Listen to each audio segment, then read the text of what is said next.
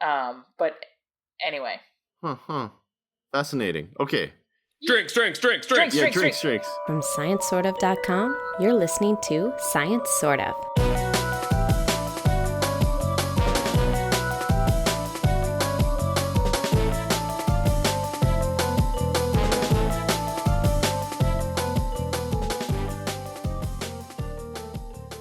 Welcome to Science Sort of. You are listening to episode 262. Our theme this week is Howling at the Soon. I'm your host, Ryan Haupt, and joining me to talk about things that are science, things that are sort of science, and things that wish they were science, it's the very soon return of Kelly. Hello! Good to be back! And the not as soon return of Ben. Hello, everybody. How are you today? But we're still happy you returned at all, Ben. Ben! Kelly, you got news. Again, you had news last time, you have news this time. I have news that has been 2 years in the works, and I can't tell you how much it's been killing me to not be able to talk about it publicly for 2 years. But so, about 2 years ago, a wonderful gentleman named Seth Fishman contacted Zach to ask if Zach wanted to write any books and to see if that was the case, if Seth could be Zach's agent. And Zach thought about a couple ideas and then was like, you know, it'd be really fun if Kelly and I wrote a book about emerging technologies. And we pitched it to Seth, and he liked the idea, who pitched it to a bunch of publishers, and Penguin picked it up, Penguin Press, and then we spent, yes, I know, I can't believe it, I'm so excited, and we spent a year and a half where, like, every spare second we had, and that spare second's not working our 2 full-time jobs or taking care of kid number 1 and then kid number 2 who came along the way, every spare second was spent on this book. And so the book is about 10 new technologies, and the book is called Soonish, 10 Emerging Technologies That'll Improve and or Ruin Everything. And it's about, no surprise, 10 new technologies that are new. And for each technology, we talk about like the history of the field, the major roadblocks to making that technology a reality. And we talk about ways that the technology could make the world absolutely horrible or ways it could make the world really awesome. And we think that this is an important book because a lot of technologies are billed as like just being awesome across the board. And it seems like no one thinks about the potential negative implications. Or it seems like for a lot of technologies, when you tell people about them, it's not clear to them why that technology hasn't become a reality yet. For example, fusion always sounds is always said to be like 10 years off or something. Right. I was just having a conversation about fusion. Yeah. So that's one of the chapters in the book. And we talk about like why that is so hard to actually make happen and why it's not surprising that it's taken so long, and like what it might take for us to actually figure that one out. And the book was like, for each chapter, we read a bunch of textbooks, we read a bunch of papers, we did a bunch of internet research, and then I got to talk to professionals or scientists in one of the fields. And that was so fun because each field has like their own culture that is sometimes surprising, but is so fun to dig into. And so that was really, and then there were some people like, so my favorite interview story is an interview that I totally botched. And so if I'm getting sidetracked, you can stop me, but I like this story. So we'll stop you soonish. I'll see you guys. Goodbye. I'm going to leave. I'm going to let myself, I'll see myself out. We announced this book like a couple weeks ago, and the number of times I've heard that joke already is kind of amazing. But I'm sure I have that joke in my future. First time on this show, though. Nice work. Anyway, so I was told that I should interview this guy, John Mendelsohn. He's a doctor at MD Anderson Cancer Center, and I didn't bother doing much research on him because my colleague was like, oh, this is the perfect person to talk to about precision medicine, and he's really nice. Just go talk to him. And so I sent an email, I set up an appointment, but I didn't bother to do the research I should have done, and I didn't bother to look up where he was until I got to the MD Anderson campus, because I knew I was just going to park in this lot that I always park in and then find out wherever he was by walking. And so when I get there, I pull up my phone and I look for his address, and his address is the John Mendelsohn Faculty Building. So a whole building is named after him, for starters. and then I look him up on Wikipedia, and he was the president of MD Anderson for like over a decade.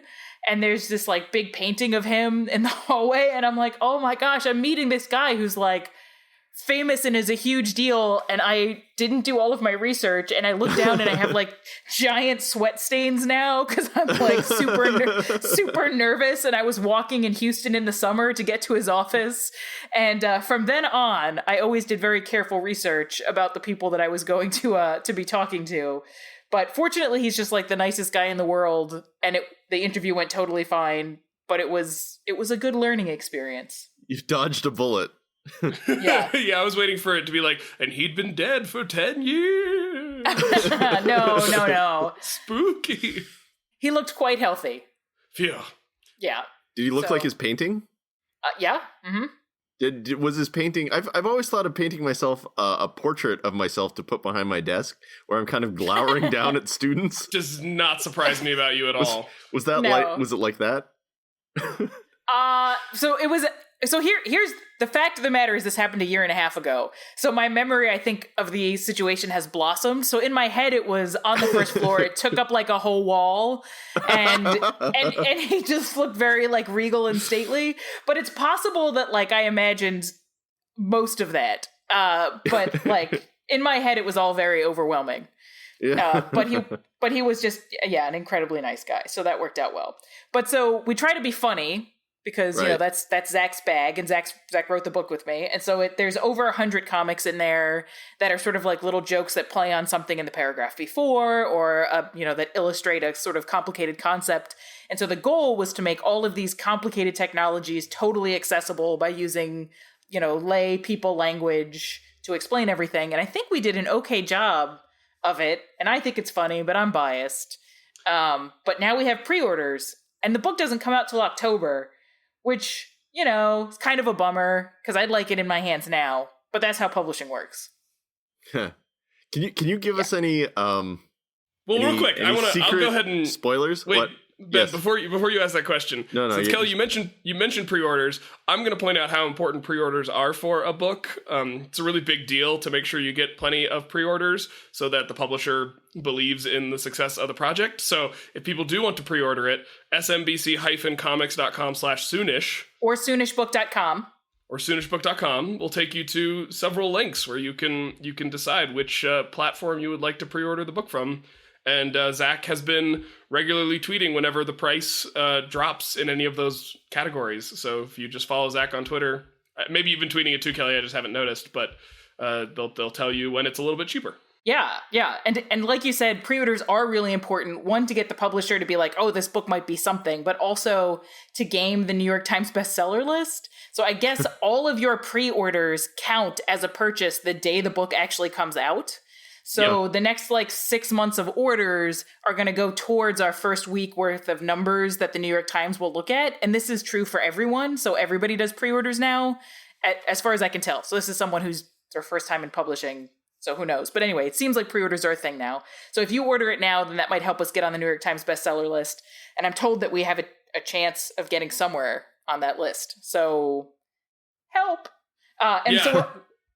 So we're also doing, as Ben mentioned, we're doing this pre-order reward thing. So if you go to our website and you click the space elevator button, we have a little fake space elevator. Space elevators, by the way, are technology that we talk about in the book. And they're this proposal for literally having an elevator that takes you out into space, which is just an amazing thing I hadn't heard about before we started researching the book. But anyway, the space order goes up and you move past rewards, and rewards are extra updates on SNBC, a podcast that Zach and I will record talking about the book. And then if you're in the US, you can get signed book plates and bookmarks, and everybody who pre-orders gets all of these rewards. And the more pre-orders we do, the more rewards there are. And so that's pretty cool. So there's another reason to pre-order now. Don't wait. Act now. Buy yourself a present for October. Yep. Right. I know I told Zach this, but I found a copy of Augie and the Green Knight in Julie and I's local bookstore in DC. Oh, that's so cool. Yeah. I love that book. Upworth Street Books. Wonderful. Thanks, Upworth Street Books. I believe is the name. Sweet. All right, Kelly, Yeah, so give us some hints about what's in your book. We want to know. There's a space elevator, and you mentioned terrible. Tell us about some of the stuff that can go wrong. Upshur. It's Upshur Street Books. Upshur. The neighborhood is Petworth, and I combined the street it's on with the neighborhood it's in. It's Upshur Street Books in Petworth, but it's a cool little independent bookstore in DC. If you're in the area, go check it out and buy more of Zach's books if they've restocked it. Was that book out? Like, did you buy that book? I think they had 2 copies, and my dad definitely bought one of them. Oh, that's great. Thanks, Haupt. Yeah, he got really excited. Oh, that's awesome. Yeah. So to Ben's question, I am not supposed to talk too much about the content of the book because we're supposed to make people want to buy it. But the lid is off for space elevators because, that's our pre-order theme. And I've already mentioned that we did fusion. And for each chapter, we did like a fun nota bene, which about like related things that we came across while researching the chapter. And I will mention that for one of the nota benes, I got to interview a Nobel Prize winning economist, which was really cool. And so his name's Alvin Roth. And we were doing the interview over Skype. And it was like halfway through the Skype interview that I realized that he was on his treadmill during the interview. and so I don't know if I got him during his exercise time or if he just has one of those like treadmill stations or whatever. Tread desks. And at the end of the day, I felt incredibly privileged to get to interview him at all. But I remember thinking to myself, like, oh, I got penciled in during exercise hour. And that's totally cool with me. But it was funny to get to like talk to a Nobel Prize winner while he's either exercising or going on a walk on his desk treadmill. So because that would make me feel. Oh, go ahead, Ben. Sorry. You were on Skype and he was like on a treadmill, and both are like simulacra for actual real world interactions. So in the real, if this had happened in Meat Space, he would have been like on his daily jog, and you would have been like towed behind on a skateboard, shouting questions at him or something. Yes, yeah, no, I probably wouldn't have kept up with him. This might be Ben's secret way of trying to clue us in that this guy is also artificial intelligence like Ben. Okay, like, that's why everything is simulated. So yes. let's edit this out if you say no, Kelly. But does your publisher say you can't correct people if they make statements based on what you know in the book? So if I were to say start explaining space elevators using 10-year-old knowledge about the fact, maybe somebody who knows a little bit more about me because they've just written a book could correct me in certain places. This sounds like it's going to a bad place. I think it might be going to a bad place. Like I said, no? All right, fine. I think I gotta say no. I'm sorry. That's all right. My wife is looking daggers at me? What's that expression? See, Ben, here in America, we have what's called the Fifth Amendment, which means Kelly doesn't have to incriminate herself with these questions. Yeah, not gonna happen, Ben. Freedom. People have to buy the book. Which one's the one where everybody gets bear arms? That's the second one. All right.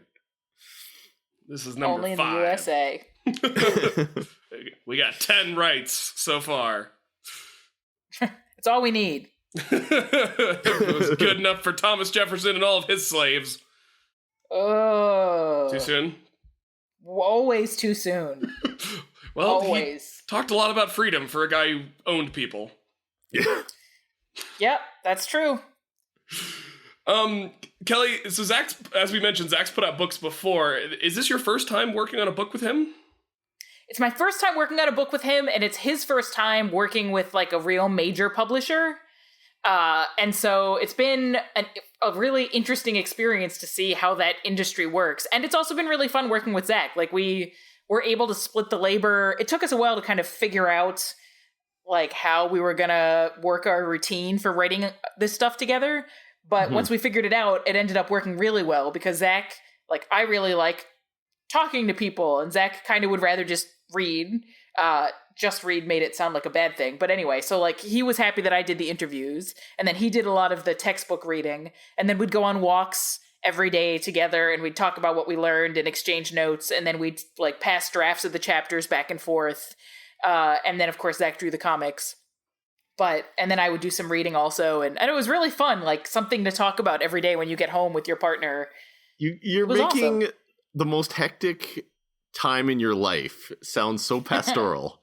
He's just like, we'd read and then go for walks and talk about things and then draw pictures. Why can't my life be like that? I was like, oh yeah, you got kids and jobs and hell on top of all the other things you're doing. It was insane. So it was probably the craziest 2 years of our lives. Like you said, we both had 2 full-time jobs and kids. And so it was, like we'd go on a walk because we had to, so that we could like pass notes back and forth essentially. But then we'd be up to like 2 a.m. writing and we'd be exhausted. And we didn't take weekends. Like we worked 7 days a week to get this done.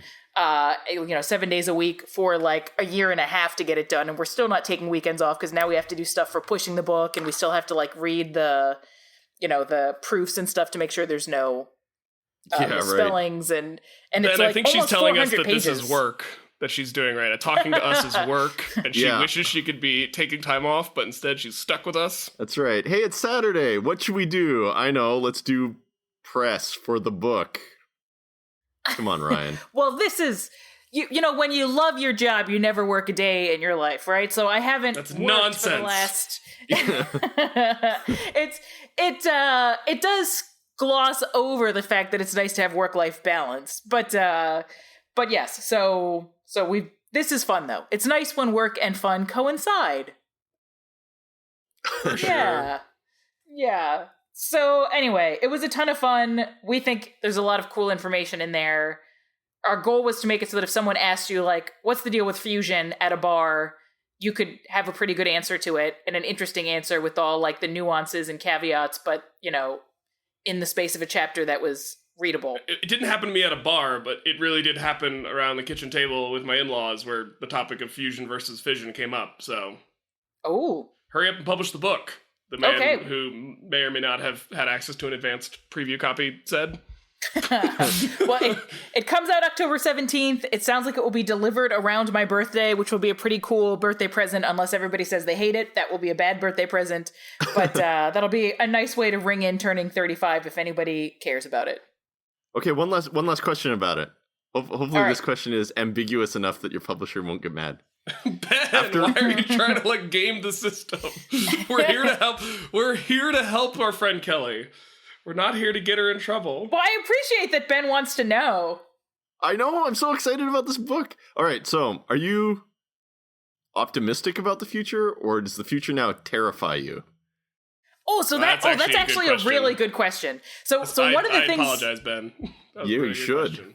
No, this was an excellent question. So one of the things, so there's all these like what the future is going to be like books that are sort of selling you a philosophy, and we explicitly did not want to sell a philosophy. So we're not selling a philosophy, we're just giving like insights into what the future could look like and why, like if it doesn't happen, why it's totally reasonable because the technology was really hard to make happen, or maybe there wasn't enough money thrown at the problem, etc. So I am simultaneously optimistic, but worried about things like privacy, which of course is an issue that we're all already dealing with now. But I don't know, I'm excited. Some of these things, like if a space elevator pans out, that would suddenly make going to space something that would be more within the realm of possibility for closer to normal people, maybe like millionaires rather than billionaires. And so that would be cool. Not that I'll ever be a millionaire, but maybe one day we could make it cheap enough that like you could visit space on a family vacation. How cool would that be? I mean, it'd be cool until a person farts in the elevator and you're still stuck with them for like 4 hours. Oh, a lot more than 4 hours. Yeah, no, that would be miserable. That'd be bad. I mean, think about the farts, Kelly. But I'm glad you brought it back to farts. We didn't want to get too highbrow here. No, definitely not. Well, I mean, if we're sending people into space, this is an issue, right? Yeah. There you go. I wonder how many times you'd have to listen to like that Muzak version of The Girl from Ipanema going into space. It's a pretty long elevator ride. Oh my gosh. Yeah, that would be miserable. Does your book address elevator music? We're hoping we get asked to write Soonish too, and so maybe we'll address the future of elevator music tech. We'll see. All right, cool. So as we mentioned, I'll go ahead. I think it bears repeating. Pre-orders can't be emphasized enough, and pre-orders get you cool rewards for pre-ordering. So go do. Go do. Thank you. Yeah. All right. I'm excited to read this book. I'm excited for you to read the book as well. This might, all right, Kelly, I'm going to say this now while we're recording. I've never written an Amazon review for anything. Whoa. So if I haven't either. But if I get this book and like it, I'm going to write you an Amazon review. Nice. I would appreciate that, provided you like it. I don't want anyone to do anything they're not comfortable with. But if you like it, that would be great. I'm so excited for the book. Yeah, no, I'm excited too. And if I'm being perfectly sincere, like, I love books that are themed around this kind of stuff. Like, I like I found that my favorite kinds of nonfiction books are not necessarily like, who's the historian that's always writing great books? David McCullough. Yeah, David McCullough. Like, Path Between the Seas about the Panama Canal is an amazingly written book, but it's just about that one topic, and so I always kind of lose interest. And for nonfiction books, like the things that Mary Roach writes, where each chapter is kind of a different take on that topic, I'm super into it. So conceptually, I already love this book, and it's my friends, and I'm sure it's going to be great. So I'm excited. I'm gonna read it on the bus, and then whenever anybody looks at me, I'm gonna point at the book and be like, "I know them. They're my friends. You're not friends with famous people." Instead, you should say, "Order this book." Yeah. You should, Ben. You should just like tape a photo of because we've all hung out in person, so you should just tape a photo of all of us together on the cover of the book and just like label author me. And then you take a sip from your can. Yeah, I'm pretty sure no one's going to be impressed by that. But yes, taking a sip from your can. Hey, look what I did there. Good work. I almost missed it. Yeah, so let's not waste a moment and soonly move over to our next topic. What are we drinking? Never seen it quite so clear. When my heart is breaking, I can close my eyes. It's already here.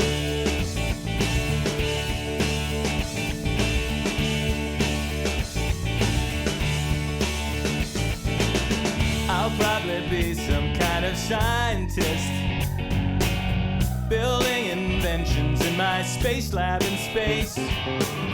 I'll end world hunger, I'll make dolphins speak, work through the daytime, spend my nights and weekends perfecting my warrior robot race, building them one laser gun at a time. I will do my best to teach them about life and what it's worth. I just hope that I can keep them from destroying the earth. It wouldn't be an episode of Science Sort of if we didn't also talk about what we are drinking. Kelly? No, Ben. Ben, it's been a while since Ben's been on. Let's get a weird soda fruit thing happening. So right. I went to the Japanese grocery store and I bought a can of Black Boss coffee and a can of what is this? Canned cocoa drink. I thought you were joking when you said you were getting ready to open your Boss coffee. I didn't know. No, it's got a picture of a boss on it. It's the what best. does that I thought he was kidding too. Well, like a video game boss, or no, like he looks like a man with squinty eyes and a pipe, and it says, "Since 1992, Suntory Boss is the boss of them all." And this is Black Boss coffee. It is just a can of black coffee. It tastes pretty good, and I needed that because I am super sleepy this morning. So I'm gonna try the second one right now. Canned cocoa drink. Let's see what it tastes like.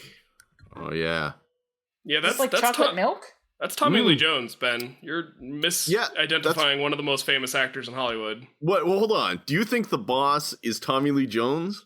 I absolutely think the boss is. That's not Tommy it. The iconic boss is just a middle-aged guy with a pipe. Tommy Lee Jones was on the Boss Coffee commercials, though. I think. So he was the spokesperson for Boss Coffee, but there's like a Kelly. Go look at the Colonel Slack right now and tell me I'm wrong, because you can't, because I'm right. Oh, come on. Yeah. That's totally Tommy Lee Jones. No, that's Tommy Lee Jones. Tommy Lee Jones is a spokesperson for Boss Coffee, but the little iconic boss on the can with the pipe in his mouth, that's not Tommy Lee Jones. That's just a boss. Come on. Do you think I can't tell the difference between bosses? Kelly's in Texas right now. I'm pretty sure she knows what Tommy Lee Jones looked like.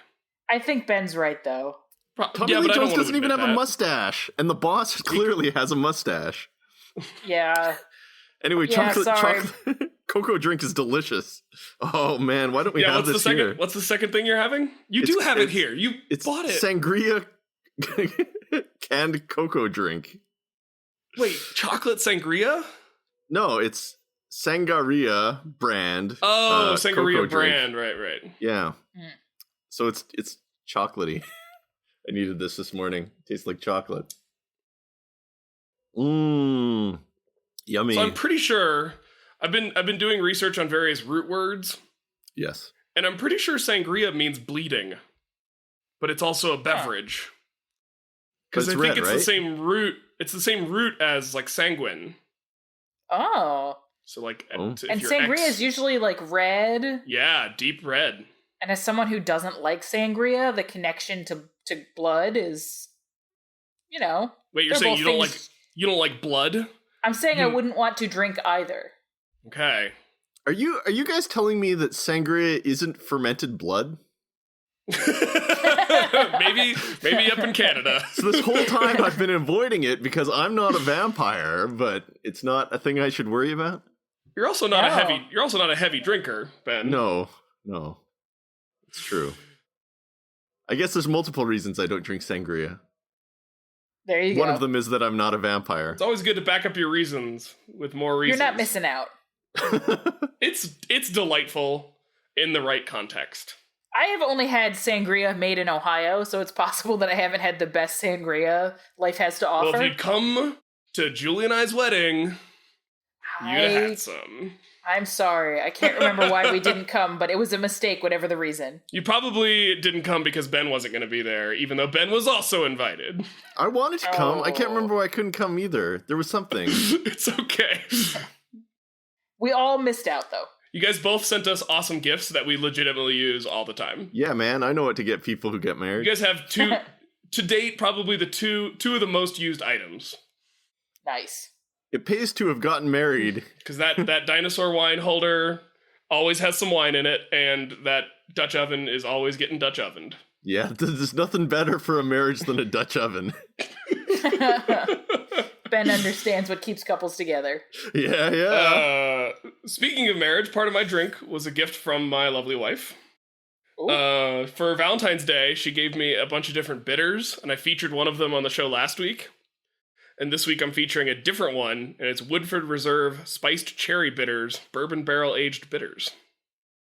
Wow. How is it? Well, Bitter? I put them in some... Well, no, bitters... I mean, okay.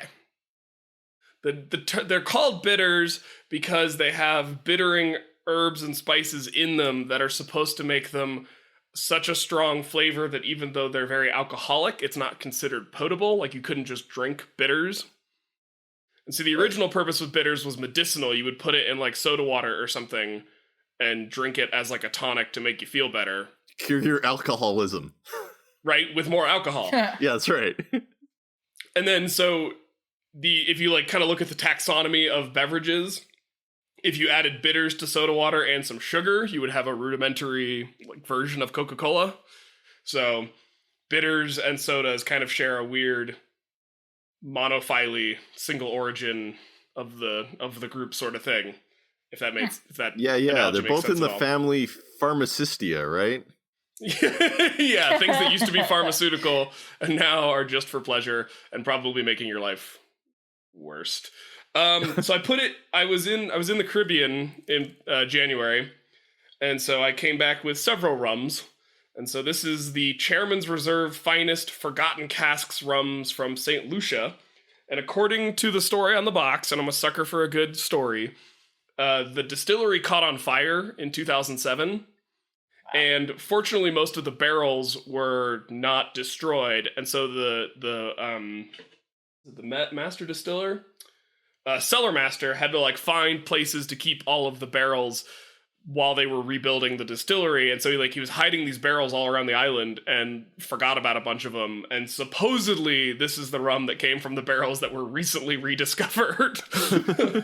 Which seems a little bit fortuitous, maybe a little too fortuitous, but it's very good rum. And I enjoyed my time on the island of St. Lucia, and I got to eat all kinds of weird fruits and fish and street meats, and I'm all about that. So Sweet. It's a good enough rum that you don't want to do too much to it. So I thought a few drops of spiced cherry bitters would be just enough, but not being too much. Perfect. Nice. And I went in the middle because I presumed that Kelly would probably not be having booze-a-haul. I have missed drinking this week, but it's not time for me quite yet. So you're right. I'm not drinking booze-a-hall right now. So I thought this tied in nicely with the book. Our agent, Seth Fishman, sent us some really nice teas once, much nicer than the Weinersmiths are prepared to appreciate. And so we got Earl Grey Supreme by Harney and Sons, and it comes with very specific details about what the temperature of the water should be and how long you should steep the sachet. And instead, I steamed milk, put the Earl Grey sachet in there, added some sugar, and I'm now having this delightful foamy tea concoction that I'm sure would horrify anyone who really appreciates tea, but it's delicious. I had it. That drink's called a London Fog. Ben is correct. It is a London Fog. I heard it. So I had it once with like almond flavoring or almond extract, and it was called a philosopher. And anyway, it was one way or another, it's delicious, and I love it. And I can make it from home because we have a little espresso maker with a little steam milk thing. And we recently got like a countertop thing where you put milk in it and it froths it up and heats it for you. No work required. Nice. And as someone who used to be a barista, I appreciate not needing to do that work. And so, anyway, I'm very much enjoying this. So thanks to Seth. You're saying you're glad the job market is being destroyed by automation. You're 100% for that. You think it's a great trend. Well, She's not allowed to talk about her book. We do talk about that topic in the book a little, actually. What the actual fears are related to some technologies and losing jobs and stuff. But I wasn't going to a coffee shop anyway, so maybe we made jobs by buying this frother. Because now that we have 2 kids, in order to go out and get a latte is like an impossible, like I literally don't have enough hands to get my kids in and out of the car and carry my latte. So maybe this made a job. I just had $1 million idea. A child's hat that can hold a latte. Because nothing says good parenting like putting scalding beverages on top of your children's heads. No, but see, it would have a brim, so if it spilled, it would fly off the brim and not burn the child. Yeah, it would absolutely spill. It would absolutely, every time it would spill. You could make it on like a gyroscopic rocker so that it was always vertical. Like one of those steady cams. I don't think anyone's willing to take a chance. That's an interesting idea, Ben. If this was a TV show, we would do a smash cut to 1 month later with Ben's Kickstarter at $0. Yeah, and parents writing in angry letters and Anyway, they tell you when you get pregnant, like, oh, make sure you don't have any hot beverages around the kid. But the secret is, when you're a mother, you never get to drink your beverages when they're still hot, so it never comes up. You're always drinking cold coffee. There you go. Yeah. Anyway, what were you going to say, Ben? Nothing. He was going to say the best transition to the next segment we've ever heard. Go. Speaking of howling in pain. Nice. Oh, good work.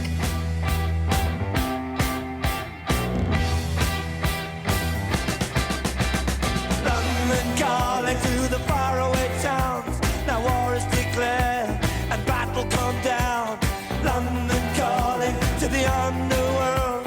Come out of the cupboard, you boys and girls. London calling, now don't look to us. Phony Beatlemania has bitten the dust. London calling, see we ain't got no swing except for the rain and the truncheon thing. The ice is coming, the sun's zooming in. Meltdown expected, the wheat is going thin. Engines stop running, but I have no fear, 'cause London is drowning. I live by the river. Ben, tell us about wolves. So because this is a biology paper, do you want me to talk, Ryan? Yeah, model the wolf as a sphere. All right, yeah. So So I'll butt in as necessary. all right, there's a group in Canada. This is important. This is why it showed up in my Twitter feed, I think. A group in Canada was studying whether or not howling at wolves pisses them off. Yeah, more or less. So you could go on eco tours that take you out in the middle of wolf territory, and then you can howl, and sometimes the wolves will howl back. And so, it's very exciting. You're like, yes, I feel one with the wolf. And so these biologists were like, hey, wolves do their wolf calls because, maybe a foreign pack is entering new territory. And it's just a way for the wolves to say, hey, I'm new here, don't attack me. Or maybe, hey, I'm new here, please come and try to attack me, we'll bite your heads off. And so so all these humans coming in and pretending to be wolves, does it scare off the actual wolves? And the answer is no, wolves don't care. Well, I mean, there were some effects. Ben is so delighted. What is happening?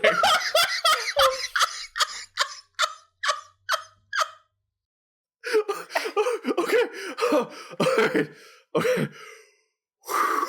I feel like I've entered some alternate universe. Did you laugh this hard when you were reading the paper by yourself earlier? No! Were you like... Well, they would have to describe the paper until the true depths of the words come to me. Okay, so this was studying gray wolves, and past studies, this isn't the first time that they've studied this kind of thing. They were citing papers from like the 70s and the 80s where people said, hey, if you howl at wolves, they'll come closer or interact. And so what this group wanted to find was how specifically do the wolves interact with you if you howl at them? And so they said, we're going to put GPS collars on all these wolves, and then when tourist season comes and people howl, or we howl at them or whatever, we can track how the wolves move. Do they clump up in a smaller defensive pack? They were testing to see whether the pack of wolves came towards the howlers to investigate and maybe confront them. Like, what's the story?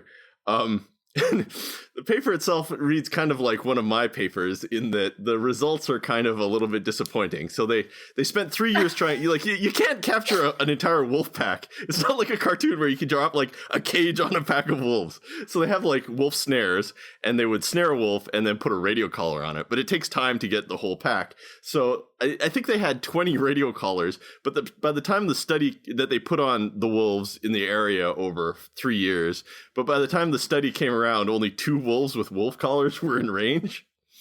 I think it was 4, but... Yeah, but they could still study which way the wolves ran, right? So they could say, okay, there was howling, the wolves came towards you or went farther away.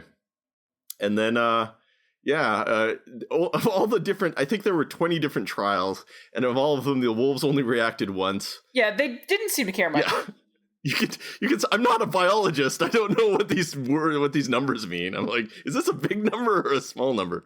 I think it's a pretty small number, but for biology stuff. But so if you only have 4 wolves and it's out of a subset of 20, it's possible that that's a biased subset. Maybe the other 16 wolves are wolves that we're like, you're howling at us way too much, we're going somewhere else. Like, they might have left the area, and these are like the 4 wolves that just don't give a shit anymore. Right. But maybe it's possible that the other ones just died, but maybe the ones that didn't die were ones that are just really good at living in environments with humans, partly because they ignore them and don't come towards them or something. I don't know. So, I mean, this paper I thought was pretty clear about the limitations of their sample size. Yeah. But when you only have 4 wolves and something else could have impacted the loss of those other 16 or whatever, you got to wonder how generalizable these results are. But it does look like for these 4 wolves, they don't really care. I appreciate the motivation behind the study, because the basic idea was ecotourists, when they come see areas that have wild wolves, they want, even if you observe some wolves, if you just observe them kind of running around or doing their wolf thing, there's something special about eliciting a howl. And, if you have dogs, you can howl at your dog and your dog might howl back at you if it's a particularly vocal dog. Like, that's a thing dogs will do. So I think, you can induce a howl by howling at wolves. Julie and I went to a wolf rescue center and we got to do that. Like, we howled and all the wolves in the rescue center started howling. It was very cool. And so the concern is are the wolves, like you said, are the wolves mistaking this for actual other wolf activity in their territory? And then the next step in that thinking is, would that stress them out in a way that negatively impacts their survival and success, right? Mm-hmm. So the idea here is we're doing this because the tourists like it, but we need to make sure it's not actually having a negative impact on the wolves. And I also really appreciate that angle. And it made me think about when I was in Costa Rica and we wanted to find howler monkeys. Our naturalist guide did the howler monkey howl, and they came to us and we were able to find them that way. And, maybe they had a good feeding patch, but they came because they were trying to figure out what's going on. Maybe they get stressed out by that. And so I do feel like this is an important question that could be asked in a lot of different ecotourism situations. And maybe it didn't matter for these 4. Yeah, but howler monkeys are so lazy. Okay. So you think therefore I think you probably helped them by getting them to actually burn a calorie for a day. You don't think maybe they were selected to be lazy to conserve energy or something? I don't know. I think howler monkey males are the most insecure animal males after humans I've ever seen. In terms of laziness, it's a big talk for a sloth guy. I know. They're the sloths of monkeys. Huh. I thought sloths were monkeys. Nope. What? Are you serious right now? Well, they live in trees. Wait, I cannot get into this with you right now. No, Ben. No. Ben is having a great day. I think Ben is trolling me. Oh, I'm having a nice day. Did you maybe have sangria this morning? I'm not a vampire, Kelly. Okay. No, sloths are in the group Xenarthra, which contains anteaters, armadillos, and sloths. Right. So they're most closely related to anteaters. But they live in trees. Sure. Yes, they do. Not always. There's plenty of ground sloths in the fossil record. But yeah, so the idea is, stressing out an animal in their natural habitat can have a negative outcome. And so it's important to check to see if the things you're doing that are ostensibly for conservation and public education and outreach for that species are not also negatively impacting that species at the same time.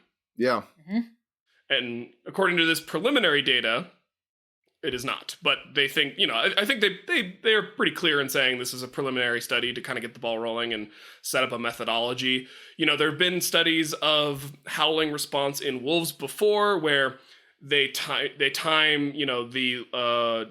timing between howls and the duration of howls in response to human-induced howls and stuff like that. But this is the first study that's actually tried to track the movements of the pack and individual wolves within the pack in response to howling. And then it's kind of using that as a proxy for pack cohesion to make sure that the howling isn't also separating packs or splitting up packs or causing the pack to lose focus for whatever it was working on before the induced howling started. Yeah, I thought it was a cool idea. Yeah. There was a big... So they were quoting a lot from this other paper that was written in the 70s on the same kind of topic that said the wolves get closer if you howl at them.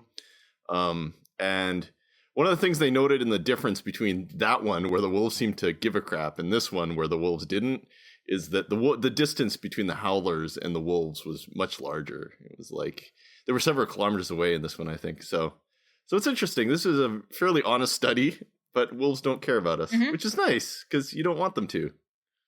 Well, wolves may not care about us. Well, because these are we're talking about the, wolves that persist the day are the wolves that didn't bother to become dogs. So of course they don't care about us.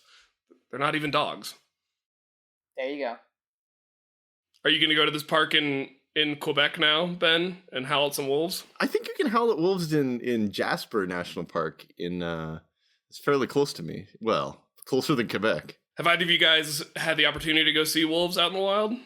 No, I really want to. There is a wolf rescue place in the Rocky Mountains in BC that we've been to.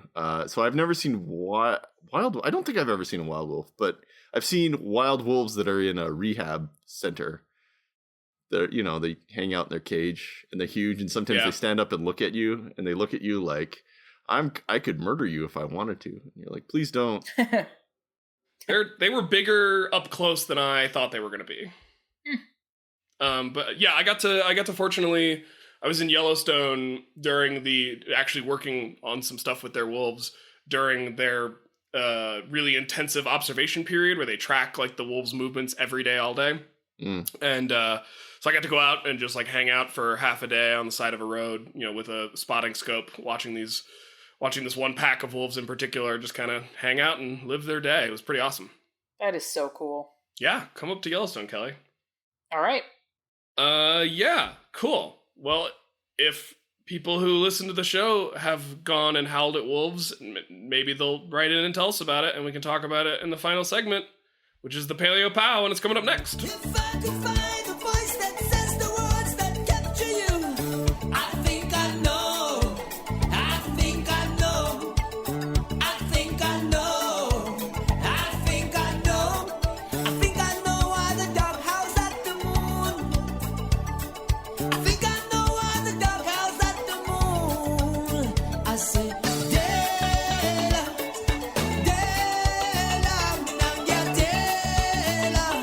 when I'm with you.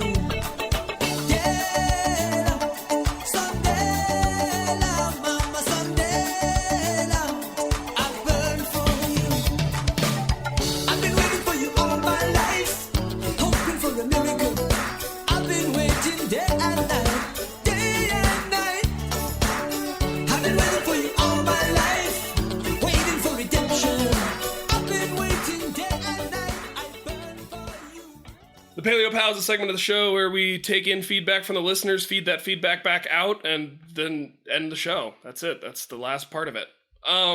So we recently launched on Patreon after much prodding from Ben, because Ben's been on Patreon for a while, as has Zach Weinersmith. So we've joined the Patreon club. You can see our Patreon at patreon.com/science-sort-of. And at one of the reward tier levels, the reward we called Avogadro's Army, $6.23 per month, we tried to come up with funny science-themed donation levels. At that level, one of the things you get as a reward is we're going to randomly select one patron per episode and come up with a funny fake thesis title for them. This week, it's Becky Wertz, who was the first person to sign up for the Patreon. She was on top of it, and she works for the post office. And so what do we think? This is the first time we're trying this, so I don't know how well this is going to work, but what's Becky's thesis title, you guys, if she was going to write a dissertation or a thesis that was also somehow silly? So it'd be like stochastic methods in determining the differences in adhesion between tongue adhesives, tongue-wetted adhesives, and sticker-based in adhesives in applying postage. What's a funny... In United States post offices. No, that's something perfect. like that. That's just...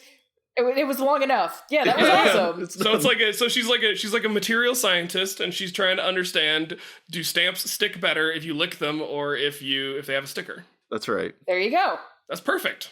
And then we can do metabolomics on saliva to figure out what it is in the saliva that is making it more or less sticky. Well, that sounds like a postdoc project, Kelly. Slow down. Yeah. All right. We should have done one on paper cuts on the tongue. What's the sciencey word for a tongue? Oh. Lingual. And what's the sciencey word for a paper cut? Lingual lesions. But I think you had a good one, Ben. I don't think we should overthink this. I think you came up with a really good, it's the kind of thing I could see a master's student doing, just testing. It's not funny enough, though. It's pretty funny. It's pretty funny, yeah. It's got licking. Anything with licking is kind of funny. I like the idea of using Touché. stochastic methods to determine. It's like, what does that mean? What does that mean? I don't know. It's just how you randomly assign people to either the lick or the wet groups. Yeah, I'm not sure. I never know what they mean when they put that in the paper title, so I think you're going to hear that a lot in this segment when I make the joke. On episodes you're on. But thank you, Becky. Thanks, Becky. What are you typing, Thank you, Ryan? Becky. I'm typing up the official title of her thesis for my notes so I can include it in the episode notes. Show notes, scienceort.com. And it's stochastic methods for testing differences in adhesion between lingually wetted stamps versus sticker stamps. No, you need more technical words in there. Lingually, adhesives. Okay, Ben, we can work on this off air, but yeah, you get the rough idea of the funny thesis titles. We'll try to come up for you if you sign up for that level or above, and we really appreciate all the patrons we've gotten so far. We actually already hit our first goal, which was at $100 a month. We are going to start transcribing old episodes of the show for better in internet searchability. When all the text of the episode is available to search, obviously the search engines can do a better job of picking up every little thing that we say.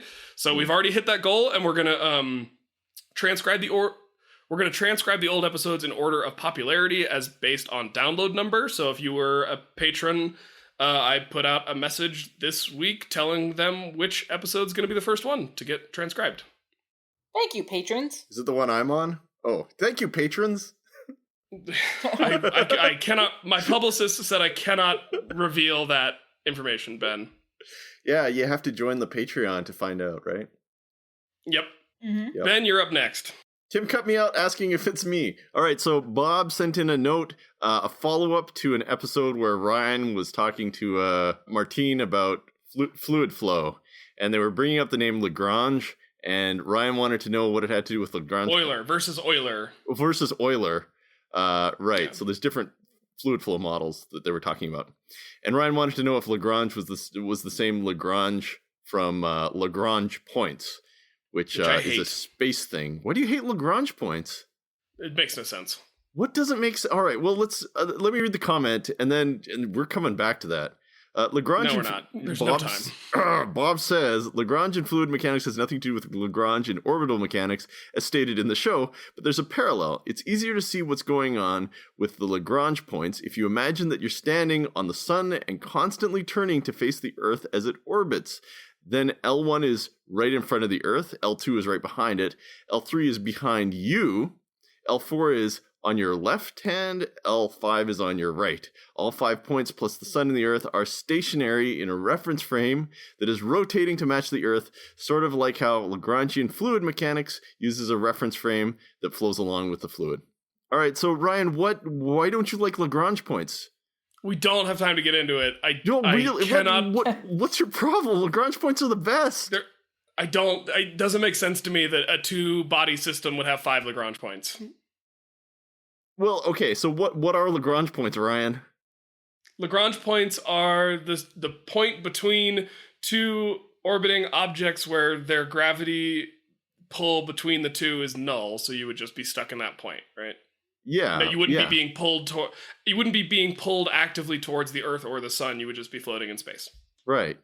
So you don't like that? I just don't know why there are 5 of them per every two-body system. That's the part that confuses me. It might help to recognize that some of them are attractive points. I think L1 and L2 are both attractive, which means that if you have a system and you perturb it a little way from the Lagrange point, it'll feel kind of an effective overall force pushing it back towards that point. And I think L3 and L4 and L5 are unstable points, which means that you can put a thing there, but if it gets perturbed away, it will either get sucked towards the sun or sucked towards the Earth. So that'll probably help you. So 2 of them are unstable equilibrium points, and I'm not sure about the 5th one, but 2 of them at least are stable equilibrium points. It's been a while since orbital mechanics, but if I say I agree and have no further questions, can we move on? Draw me a diagram, Ben. I want a diagram from you. Ryan, it's just a yes, my friend. It's just a thing. It's just a math thing. I know it's a math thing, but I don't understand the math, therefore it doesn't make intuitive sense to me. I'm not saying it's wrong, I'm just saying I don't like them because I don't understand them, which is how racism happens. Yeah. Yeah. Exactly Whoa. how racism happens. It's got deep. Okay, you're making me rethink my position here a little bit now that we've played the race card. You played the race card. Yeah, no, I So dug this hole myself. Let's move from a position of hate to one of love. Yay. And I'm going to read mine. So Nice. mine is an I is an thought I- about trying to read this one myself, and I don't think I could handle it, so... All right. So as a mom, this one warms my heart. So this is an iTunes review written by Susie Haupt. And the title is Love Hearing Ryan's Voice, and it's 5 stars. And it says, I have listened to every episode of Science Sort of since it began. I didn't know what a podcast was when I first started listening. Now I am hooked. I look forward to each new episode and especially hearing the voice I love unconditionally. Yes, I know I'm prejudiced, but since Ryan is my son, I'm allowed to be. Smiley face, Ryan's mom. Thanks, Ryan's mom. That's very sweet. It is very sweet. Thanks, Mom. Nice. You know, my parents say they listen to my podcast to help them fall asleep. They do. I think it's meant to be a compliment. Like, the sound of your voice is so reassuring and nice that we listen to it, and it helps us fall asleep at night. And it's very sweet, but it's just like, yeah, I know, it's boring, right? Stupid parents. I love my parents very much, but still, what a weird compliment. Thank you for diffusing the saccharine nature of that review with some silliness, Ben. But thank you, Mom, for writing an iTunes review. Every iTunes review goes a long way towards helping the show stay high ranked in iTunes. So I don't care how personally embarrassing they might be, Mom. Oh, get over it. Moms love their kids, and kids are lucky to have moms that love them. Super lucky to have my mom as a listener. Incidentally, Ryan's mom, could you add a little photograph of Ryan as a kid to your review so we could all see it? There's a few on Facebook that I think she's put up over the years that my lab mates love pulling out at various social functions. Maybe ones where he's like covered in spaghetti. I'm sure you have some. Every mom does. Every mom does. They have them in lockets. All right, so Kelly, as we wind down, let's get one more plug in for the book. Yeah, so if the book sounded interesting to you, you can pre-order it by going to soonishbook.com or smbc-comics/Soonish. Did I ever mention in this entire interview that Zach does Saturday morning breakfast cereal? I mean, I mentioned that they could go to smbc.com. Okay, so Zach's a cartoonist. He does a comic called Saturday Morning Breakfast Cereal. You can find links to the book through his website or just go to soonishbook.com. He's very funny. He's been on the show before. It's true. He has been on the show before. So yeah, any support would be greatly appreciated. Only if the book sounds interesting, though. Even if it's not interesting, you should still buy it. But just don't review it. I'm allowed to say that because it's not my book. That's what friends are for. Listen, you PaleoPOWs. No, pals. No, what is PaleoPOW? Listen, you PaleoPOWs. Go out and buy this book, or else. Don't threaten our listeners, Ben. Shakes fist. Oh, they don't care. They're like wolves. Ben is just a howling human. Indeed. Maybe that's why Ben thought the study was so funny, because as an AI, he doesn't care about humans either, Kelly. Oh, he just had a moment of kinship with the wolves and it overwhelmed him. That's right. I'm like, why do people keep howling at me on Twitter? Wolf computer. All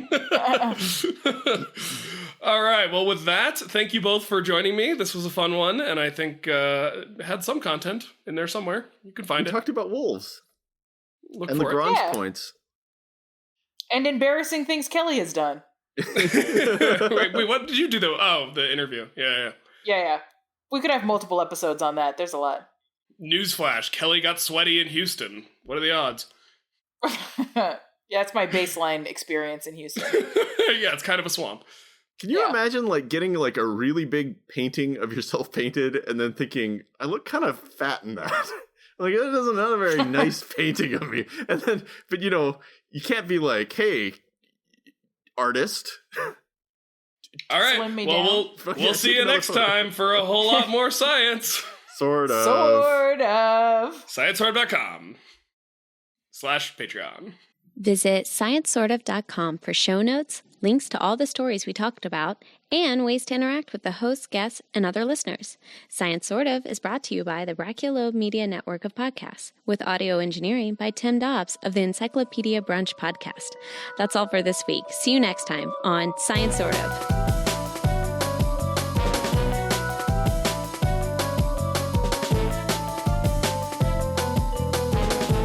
Let's talk about wolves. Bye. Next segment. Okay, you gotta play the music, Tim. Tim, play the music. You gotta play Howlin' Wolf. No, we play that after the segment. We don't play the thematic music before the segment. Okay. Do you listen to this show, Ben?